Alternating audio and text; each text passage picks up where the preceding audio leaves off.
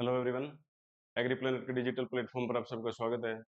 आज के इस लेक्चर में हम डिस्कस करेंगे basic concepts of crop production, जो एग्रोनॉमी का एक इम्पोर्टेंट टॉपिक है, या कंप्लीट जो एग्रोनॉमी सब्जेक्ट है वो क्रॉप प्रोडक्शन के अराउंड ही टिका हुआ है। क्रॉप प्रोडक्शन, इसकी एग्रोनॉमी के अंदर हम क्रॉप प्रोडक्शन जितनी क्रॉप्स हैं उसी के अराउंड जो है वो एग्रोनॉमी चलती है बाकी सब्जेक्ट्स के साथ। एग्रोनॉमी जो है वो एक एग्रीकल्चर की ब्रांच है, एग्रीकल्चर साइंस की ब्रांच है। उसके अंदर हम क्रॉप प्रोडक्शन की स्टडी करते हैं। अब बात करते हैं कि क्रॉप क्या होती है। यहाँ हम बेसिक कॉन्सेप्ट से पढ़ेंगे कि क्रॉप्स को बेसिकली जनरली किन किन ग्रुप में डिवाइड किया गया। उसके बाद one by one further lectures में हम सभी क्रॉप्स को कंप्लीट करेंगे। 30 टू 35 क्रॉप्स जो हैं इंपॉर्टेंट, एग्रोनॉमिकली इंपॉर्टेंट क्रॉप्स हैं। तो इसमें देखते हैं कि क्रॉप क्या होती है। देखिए, क्रॉप जो है ग्रुप ऑफ कल्टीवेटेड प्लांट्स है। कल्टीवेटेड प्लांट्स का एक ये क्या है, ग्रुप है, जिसको क्यों ग्रो किया जाता है, एक इकोनॉमिक पर्पज के लिए। इकोनॉमिक पर्पज के लिए जो है क्रॉप्स को ग्रो किया जाता है, या जो क्रॉप्स है वो ग्रुप ऑफ कल्टीवेटेड प्लांट्स है जिन प्लांट्स को इकोनॉमिक पर्पज के लिए ग्रो किया जाता है। और वो इकोनॉमिक पर्पज क्या हो सकते हैं, वो फूड हो सकता है, फाइबर हो सकता है, पाउडर हो सकता है, या कैश हो सकता है, और भी जो एक्स्ट्रा है कि जो इकोनॉमिक पर्पज हो सकता है फार्मर के लिए, उसको हम क्रॉप बोलते हैं। क्रॉप प्रोडक्शन जो है वो, अब क्रॉप्स हैं, क्रॉप प्रोडक्शन को जनरली उनकी कुछ, हर क्रॉप्स की स्पेशलाइजेशन है। जिस क्रॉप की जो स्पेशलाइजेशन है उसके अकॉर्डिंग उनको ग्रुप्स में डिवाइड किया गया है। तो वो ग्रुप्स और उनके कुछ इंपॉर्टेंट फैक्ट्स को हम यहाँ डिस्कस करें। जैसे सीरियल क्रॉप्स हैं, ये बर्सिम और लूसिन ऑर्डर में आएंगे। Cereal crops, pulse crops, oil seed, fibre, sugar crops और फॉडर क्रॉप्स, ये इंपॉर्टेंट ग्रुप्स हैं, या जनरली जो क्रॉप्स के हैं वो इन ग्रुप्स के अंडर क्रॉप्स आते हैं। तो अब सबसे पहले हम देखते हैं कौन सा ग्रुप है ये, oil seed. Oil seed crops या ऑयल सीड क्रॉप्स का जो, इसके क्या इंपॉर्टेंट फैक्ट्स हैं। देखिए, जो ऑयल सीड क्रॉप्स हैं वो फैट में रिच है, 20 to 50%। ऑयल सीड क्रॉप्स को ऑयल पर्पज के लिए ग्रो किया जाता है, और ये रिच होती हैं ऑयल में या फैट में, जिसकी कितनी कंपोजिशन है, 20 से 50%। ये क्रॉप वाइज वेरी करेगा। जब हम क्रॉप्स पढ़ेंगे उसमें देखेंगे कि किस क्रॉप में कितना percentage. Source of edible and industrial oils. Edible जो ह्यूमन कंजप्शन के लिए या जिसको किचन में यूज किया जाता है उनको एडिबल ऑयल्स बोलते हैं। अब एडिबल ऑयल में सेफ्लॉर, सनफ्लावर या सीसम, ये तो एडिबल ऑयल्स के एग्जांपल हैं। फिर इंडस्ट्रियल ऑयल, इंडस्ट्रियल ऑयल में है कैस्टर और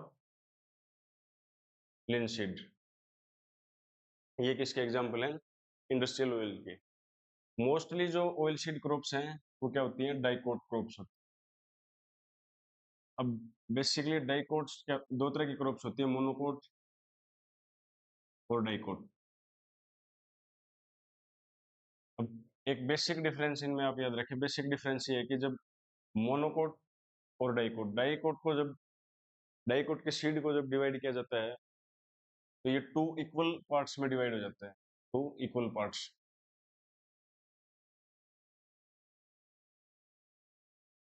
लेकिन मोनोकोट जो है वो इक्वल पार्ट्स में डिवाइड नहीं होती। उसके बाद जो सोयाबीन क्रॉप है इसके अंदर, वो हाईएस्ट प्रोटीन है ऑयल सीड में। ऑयल सीड में सबसे ज्यादा प्रोटीन किसके अंदर है, सोयाबीन में। ग्राउंडनट है एक जियोकार्पिक क्रॉप है।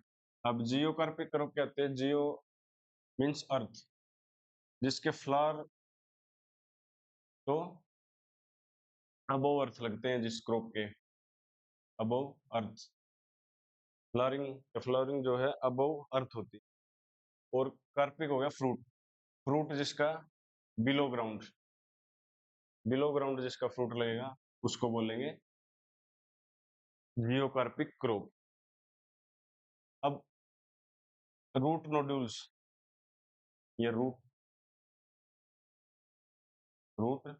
Nodules rhizobium.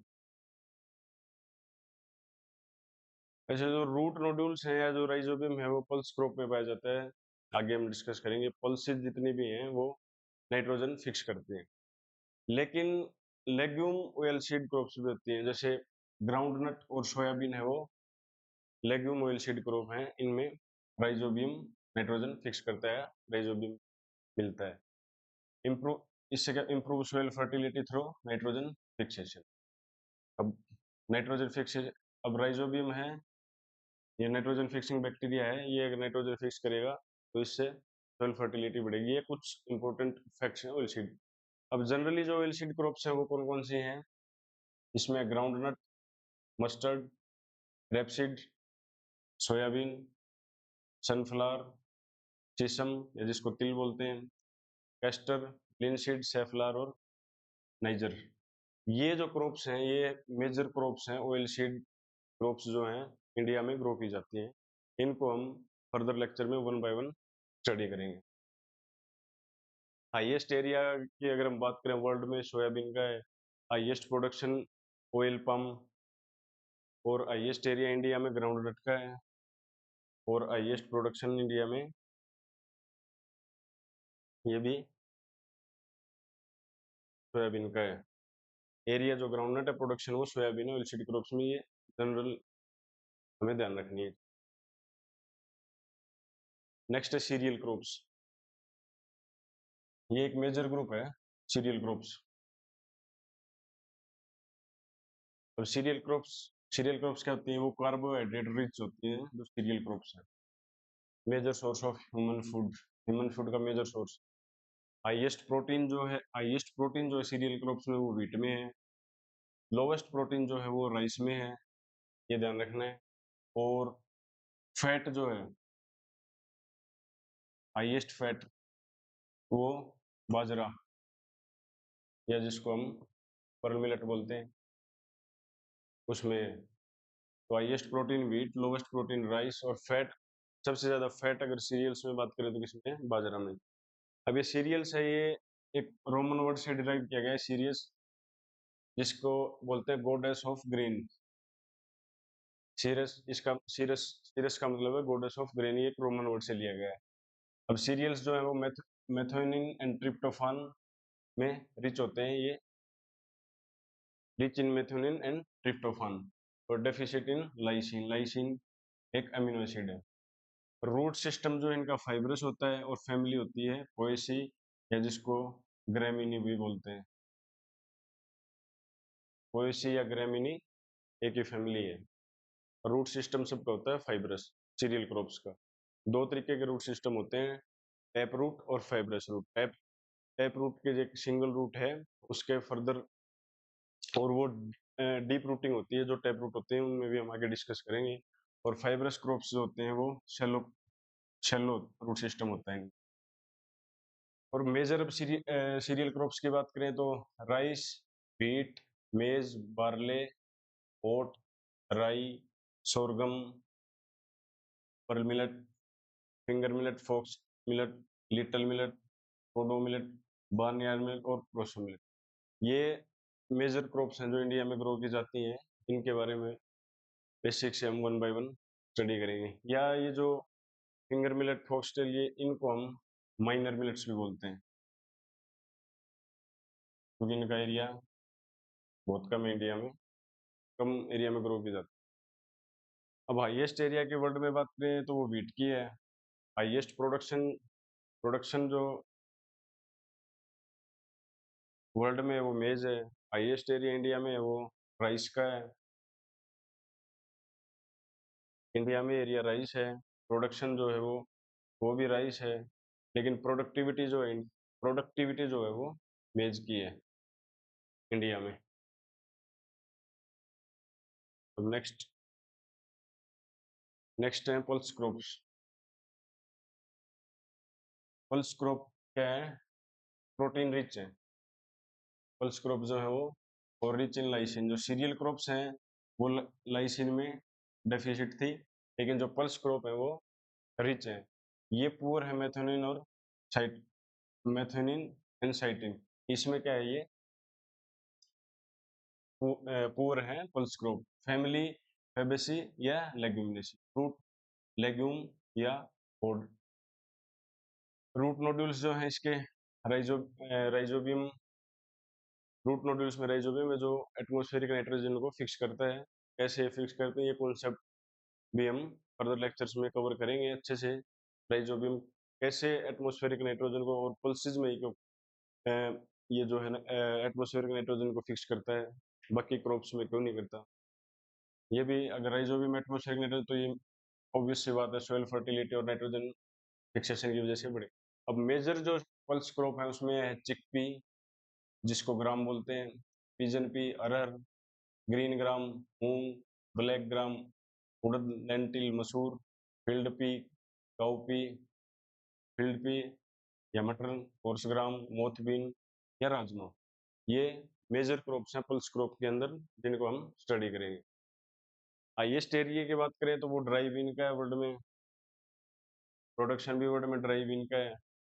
इंडिया में जो है हाईएस्ट एरिया वो ग्राम का है, और प्रोडक्शन भी इंडिया में ग्राम का ज़्यादा है।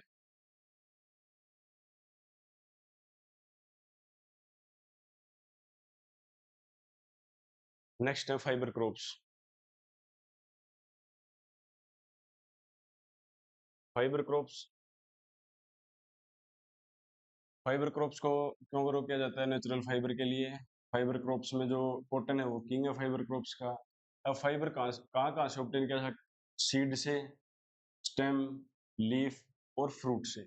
ये यहाँ से हम फाइबर को ऑब्टेन कर सकते हैं। ये चार जो है इंपॉर्टेंट पार्ट है प्लांट के अंदर जहाँ से फाइबर को ऑब्टेन किया जाता है। अब मेन जो इंडिया के अंदर ग्रो की जाती है या फाइबर क्रॉप्स, जो सीड फाइबर के लिए जो क्रॉप्स है इंडिया में, वो है cotton.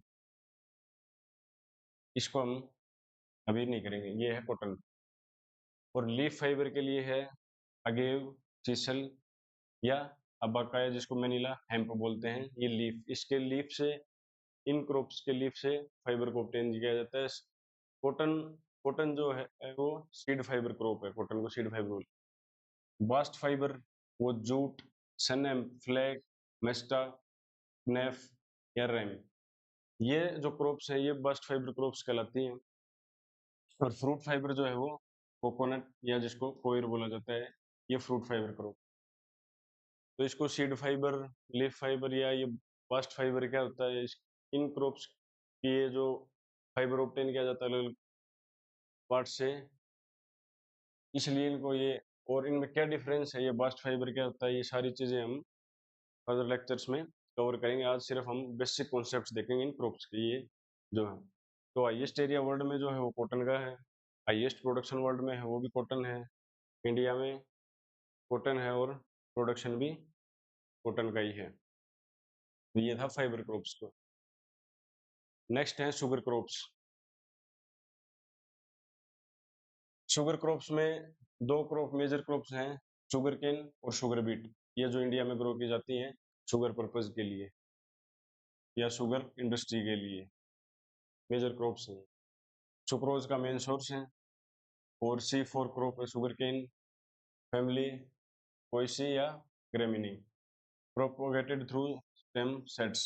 Sugar cane, sugar beet is a root crop. Sugar beet जो है रूट क्रॉप है, लेकिन ये शुगर क्रॉप्स के अंदर स्टडी की जाती है, क्योंकि इससे शुगर जो है सबसे मेजर जो सोर्स है शुगर का वो शुगर केन है, उसके बाद क्या है, शुगर बीट है। और नेक्स्ट इसमें कुछ एक क्लासिफिकेशन और है फॉडर क्रॉप्स की। फॉडर क्रॉप्स हैं जिसमें बरसीम, ल्यूशन, ये मेजर हैं। दो तीन क्रॉप्स और माइनर क्रॉप्स हैं, उनके भी हम अच्छे से यहाँ स्टडी करेंगे, देखेंगे। तो आज के लेक्चर में इतना ही। हमने क्रॉप्स और क्रॉप्स के जनरल क्लासिफिकेशन को यहाँ डिस्कस किया है।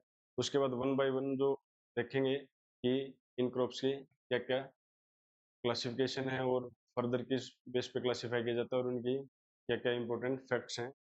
क्रॉप वाइज करेंगे क्योंकि हर ग्रुप में ये जो क्रॉप्स हैं, इससे 32 क्रॉप जो है एग्रोनॉमी की इंपॉर्टेंट है, जो एग्जाम्स में फर्दर पूछी जाती है। तो आज के लेक्चर में इतना ही, धन्यवाद।